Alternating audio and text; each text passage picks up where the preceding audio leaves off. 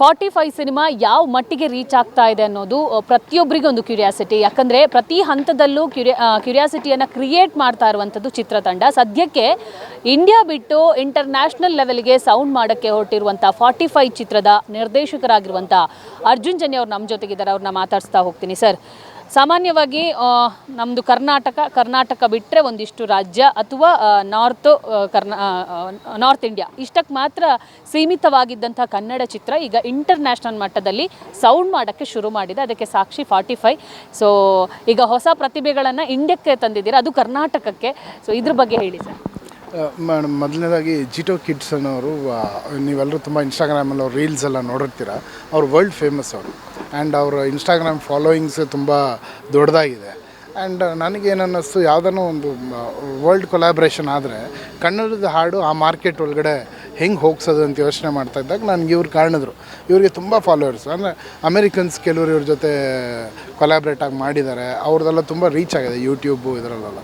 So ನಾವ್ಯಾಕೆ try ಮಾಡಬಾರ್ದು ಅಂತ ನಾನು ಒಂದು ಪ್ಲ್ಯಾನ್ ಮಾಡಿ ಪ್ರೊಡ್ಯೂಸರ್ ಅವ್ರಿಗೆ ಹೇಳಿದಾಗ ಅವ್ರ ಪಾಪ ಈ ಸೈಡ್ ಟ್ರೈ ಮಾಡಿ ಸರ್, ಸಿಕ್ಕಿದ್ರೆ ಮಾಡೋಣ ಅಂತ.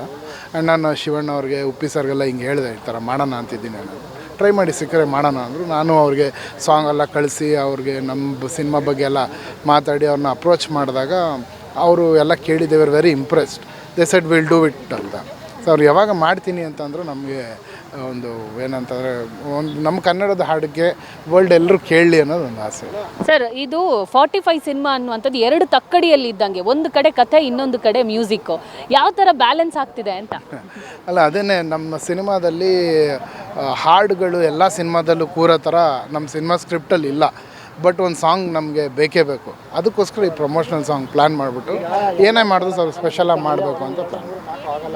ಸರ್, ಈಗ ಪ್ರಮೋಷನಲ್ ಸಾಂಗ್ ಅಂತ ಪ್ಲ್ಯಾನ್ ಮಾಡ್ಕೊಂಡಿದ್ದೀರಾ ಸರ್. ಇದು ಸಿನಿಮಾದ 45 ಸಿನಿಮಾದ ಒಳಗಡೆ ಇರುತ್ತೆ ಅಥವಾ ಬರೀ ಸಿನಿಮಾ ರಿಲೀಸ್ ಆಗೋ ಮುಂಚೆ ಒಂದಿಷ್ಟು ಪ್ರಮೋಷನಲ್ ಆ್ಯಕ್ಟಿವಿಟೀಸ್ ನಡೆಯುತ್ತೆ, ಆವಾಗ ಇದು ಪ್ಲೇ ಆಗುತ್ತೆ ಹೆಂಗೆ ಅಂತ? ಇದು ಒಂಥರ ನಿಮಗೆ 45 ಸಿನಿಮಾದ ಕಥೆ ಒಳಗಡೆನೇ ಇರುತ್ತೆ. ಒಂದು ಸಿನಿಮಾಗೆ ಏನು ಬೇಕೋ ಆ ಕ್ಯಾರೆಕ್ಟರ್ಸ್ ಹಂಗೆ ಇರುತ್ತೆ. ಬಟ್ ಆ ಸಿನಿಮಾನ ಪ್ರಮೋಷನಲ್ ಸಾಂಗ್ ಆಗಿರುತ್ತೆ.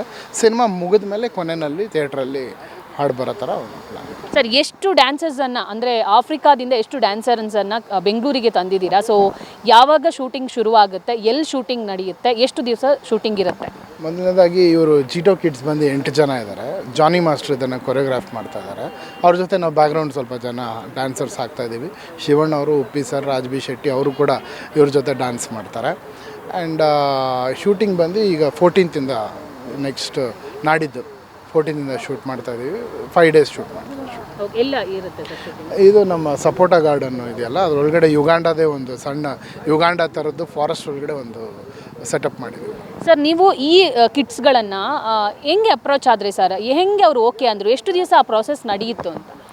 ಇದು ಅವರು ಇನ್ಸ್ಟಾಗ್ರಾಮ್ ಅಕೌಂಟ್ಗೆ ಹೋಗಿ ಅಲ್ಲಿ ಅವ್ರಿಗೆ ಮೆಸೇಜ್ ಮಾಡಿ, ಆಮೇಲೆ ನಮಗೆ ಅವ್ರಿಗೆ ಪರಿಚಯ ಇರೋಂಥ ನಮ್ಮ ಕೆನಡಾದಲ್ಲಿ ಒಬ್ಬರು ಫ್ರೆಂಡ್ ಇದ್ದರು, ಯಶ್ ಅಂತ.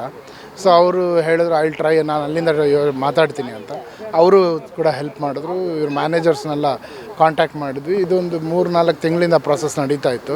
ಅವ್ರು ಓಕೆ ಅಂದಮೇಲೆ ವೀಸಾಸ್ ಎಲ್ಲ ಮಾಡಿ ಕಳಿಸಿ. ಸರ್, ನಿಮ್ಮನ್ನು ಮ್ಯೂಸಿಕಲ್ ಮಾಂತ್ರಿಕ ಅಂತಾರೆ ನಿಮ್ಮನ್ನು. ಸೊ ಮ್ಯೂಸಿಕಲ್ ಕಂಪೋಸರು ನೀವು. ಸೊ ಎಲ್ಲೋ ಒಂದು ಕಡೆ ಈ ಹಾಡಿನ ಮೂಲಕ ಬೇರೆ ಲೆವೆಲನ್ನೇ ಕ್ರಿಯೇಟ್ ಮಾಡ್ತೀರಾ, ಒಂದು ಟ್ರೇಡನ್ನು ಇಲ್ಲಿ ಒಂದು ಸಿಗ್ನೇಚರ್ ಮೂಲಕ ತರ್ತೀರಾ, ಹೆಂಗೆ ಅಂತ? ಟ್ರೈ ಮಾಡೋಣ ಮೇಡಮ್, ಅದೇ ಆಸೆ. ಯಾಕಂದರೆ ಒಂದು ಹಾಡು ಏನಾದರೂ ನಮಗೆ ಭಗವಂತನ ಆಶೀರ್ವಾದದಿಂದ ವರ್ಲ್ಡ್ ವೈಡ್ ವೈರಲ್ ಆಗಿಬಿಟ್ರೆ, ಕನ್ನಡದ ಹಾಡು ಎಲ್ಲ ಕಡೆ ರೀಚ್ ಆದರೆ ಭಾಳ ಖುಷಿ ಅಲ್ವಾ? ಆ ಪ್ರಯತ್ನ ಯಾರೂ ಪಟ್ಟಿಲ್ಲ.